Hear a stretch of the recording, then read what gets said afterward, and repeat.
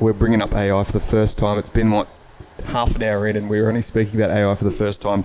AI forecasting. So this is actually pretty good, I think. Personally, I get the AI stuff, I get it, but I think this will be. What does AI stand for again? Yeah. So I think that basically what it's saying here is that pressure test the forecast rolled up from the team against HubSpot's new AI-powered forecast, which uses historical sales to project future sales.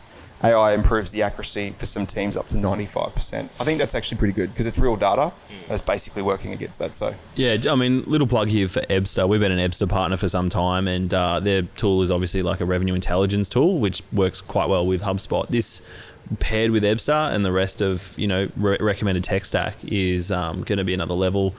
Businesses just having access to AI now. It's all come across like very quickly. When you think about it, 2 years ago we weren't even talking about AI. Obviously, it was more of a niche thing. So having that power for your forecasting and looking at trends and things like that to make better decisions around what deals to chase and what is likely to close, so you can put your effort into that, is just it's mission critical for businesses. So nice. Cool. So that's in private beta 2 globally for Sales Hub Pro and Enterprise. It's good that a lot of this stuff is coming to Pro.